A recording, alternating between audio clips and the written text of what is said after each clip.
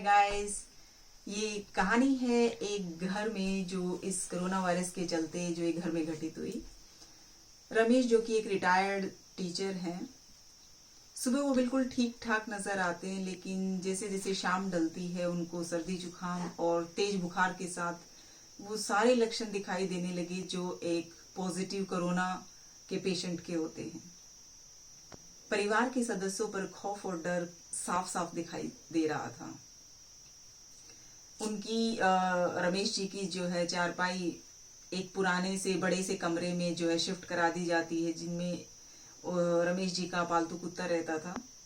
अब उस कमरे में रमेश जी चारपाई और उनका जो कुत्ता जो कुछ साल पहले वो सड़क के किनारे घायल अवस्था में उसको लेकर आए थे, और रमेश जी ने उस कुत्ते को अपने बच्चे की तरह पाल पोस कर बड़े प्यार से उसका नाम रखा था मार्शल। तो जो गवर्नमेंट ने जो नंबर दिया था फैमिली ने उस पे कॉल कर दिया, और इसी बीच जो है खबर पूरे मोहल्ले में फैल जाती है।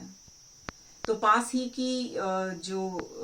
के पड़ोस में जो एक महिला रहती थी, बूढ़ी अम्मा, वो अपनी साड़ी से अपने उसको फेस को कवर करते हुए एक छड़ी के साथ आती है उनके घर पे, और उसको कहती है उसकी पत्नी को, रमेश की पत्नी को, कि एम्बुलेंस आने वाली होगी, कम से कम तुम उसे एक खाने की प्लेट दे दो, नहीं तो वो डॉक्टर्स को कोई फर्क नहीं पड़ता, वो तो भूखे ही एम्बुलेंस इसको उठा ले जाएगी।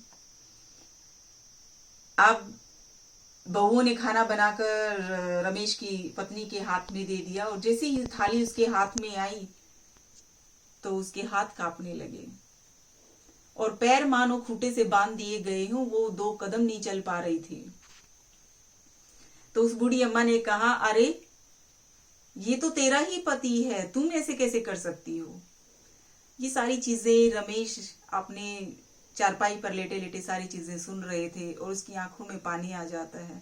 वो वहीं से आवाज लगाते हैं कि मुझे भूख नहीं है, कोई मेरे पास ना ही आए तो अच्छा है।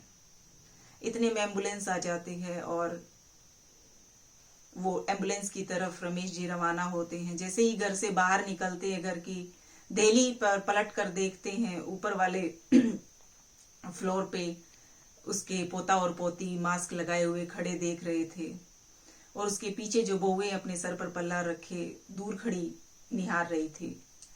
उसकी पोती ने मानो दूर से बाय बाय किया तो एक पल के लिए रमेश जी को लगा मानो जिंदगी ने अलविदा कह दिया हो। खैर, रमेश जी जैसे मानो आखिरी बार अपने परिवार को देख रहे हो। पीछे नीचे वाले फ्लोर पे उसके दोनों बेटे अपनी माँ के साथ बहुत दूर खड़े हुए थे। रमेश जी एम्बुलेंस में बैठने से पहले अपनी देहली को चूमते हैं और एम्बुलेंस में जाकर बैठ जाते हैं। रमेश जी की पत्नी आती है बाल्टी भरकर और एकदम से वहां उड़ेल देती है जहां पर उन्होंने उस देहली को चूमा था। ये सब देखकर रमेश जी बहुत दुखी होते हैं, उनकी आंखों में पानी आ जाता है। और ये सब कुत्ता भी देख रहा था, और कुत्ता भी मानो ये सब कुछ सोच रहा हो और समझ रहा हो कि आखिर ये हो क्या रहा है इसके साथ। कुत्ता जो है एम्बुलेंस के पीछे पीछे भाग लेता है। 14 दिन के लिए रमेश जी को हॉस्पिटल में रखा जाता है, और उन्हें उनके सारे चेकअप करने के बाद डिक्लेयर कर दिया जाता है कि वो पूरी तरह से स्वस्थ हैं और अब वो घर जा सकते हैं। जब तक कि उसके बेटों की लंबी गाड़ी आकर हॉस्पिटल के बाहर रुकती, रमेश जी अपने कुत्ते के साथ कोई दूसरी दिशा पकड़ चुके थे।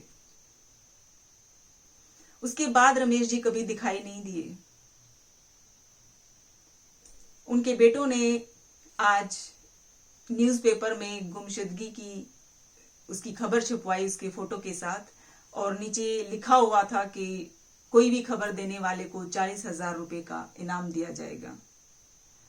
पढ़कर ध्यान आया कि वाकई 40,000 ही तो पेंशन लेते थे वो हर महीने, जिन्हें बड़ी खुशी खुशी वो अपने परिवार पर लुटा देते थे। इसे तिरस्कार कहें या अपमान या परिवार की मजबूरी कहें, कुछ भी कह सकते हैं, लेकिन एक पल के लिए रमेश जी के किरदार में आप अपने आप को रखकर देखिए, आपका सारा अहंकार, सारी ईगो एक पल में खत्म हो जाएगी।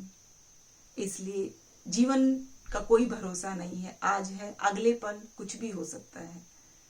तो गरीबों की मदद करें, जो भूखे हैं उनको खाना खिलाएं, जिनके सर पर छत नहीं है उनको आश्रय देने की मदद करें, उनकी जो भी मदद हो सकती है वो करें, क्योंकि कोई भी अपना नहीं है। जब तक स्वार्थ है तब तक अपने अपने हैं। तो समय रहते हुए अपने जितना भी भला हो सकता है करें, और अपना एक अच्छे कामों की तरफ अपने आप को जोड़ कर रखें, ताकि कोई भी हमें बाद में पछतावा ना रहे कि शायद ऐसा कर ले तो बहुत अच्छा होता। जिंदगी में 3 चीजें हमेशा याद रखो: मुस्कुराना, शुक्राना और किसी का दिल न दुखाना। इसी के साथ मैं अलविदा लेती हूँ, और अगले हफ्ते फिर से एक नई कहानी के साथ आपसे मुलाकात होगी। तब तक के लिए नमस्ते।